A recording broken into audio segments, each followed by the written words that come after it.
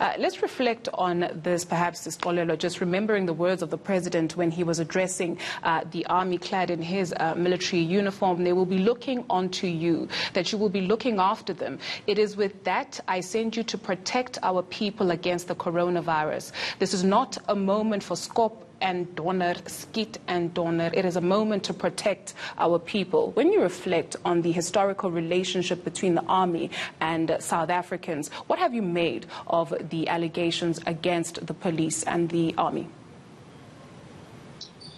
I think before we even get to the historical aspects of our relationship with the security sector, that's the army and the policing sector, we need to also look at the way in which we experience these, because it's on very unequal terms, because we are an unequal society.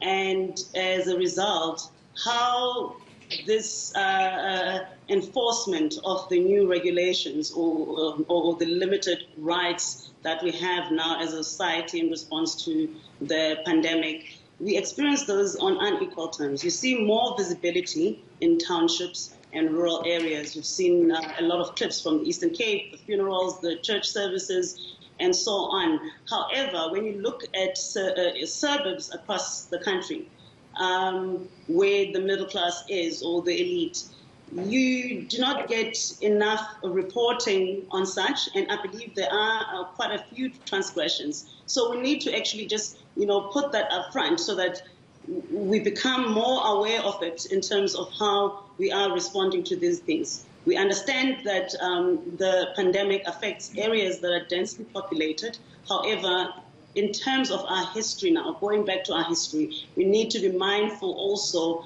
of the historical scar that is always festering and ready to rupture. So if the law enforcement is not mindful of such things and how these can trigger another rupture, then we are heading for trouble. And especially since that we are doing so well at the moment, within this very first few weeks of the lockdown. Mm. You talk about police visibility in more vulnerable areas, and you rightfully mentioned that perhaps sometimes it is a little bit more difficult to adhere to the regulations because of the way that these communities are set up. How then do we perhaps approach this in a much better way so that we find a sort of healthy balance? It's very difficult because some of the structural issues should have been dealt with a very long time ago.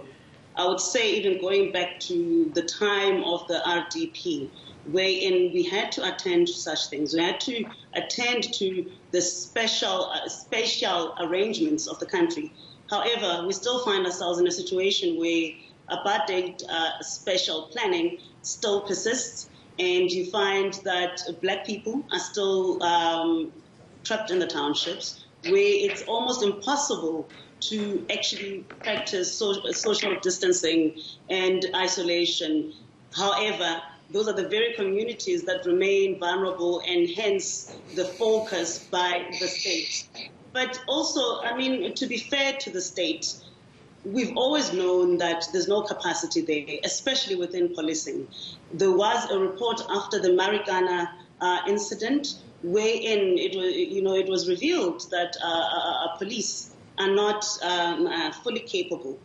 And at the same time, we are expecting the very state on its own to be able to fight this pandemic and to ensure that citizens comply in a more meaningful manner. So I think it would be best if we could actually rally together as a society. It would be great to see the private sector coming into the picture to assist the state in managing the process, because right now there is no time for us to fold our arms and look on while we point fingers at the state. What can we all do as citizens? Please finish your thought. I'm saying, what can we do as citizens? What can we do as civil society, in terms of educating the people? The biggest concern is we know that the most vulnerable are going to be the grandmothers who are looking after South African children across the country. And the professor last night, Professor Karim, when he was presenting, he alerted us to the fact that we're going to come to a point where we're going to have to isolate those people. How do we enforce that when we have the society that's structured in such a way that grandmothers are looking after children? You know, the parents are not there, the fathers in particular are not there.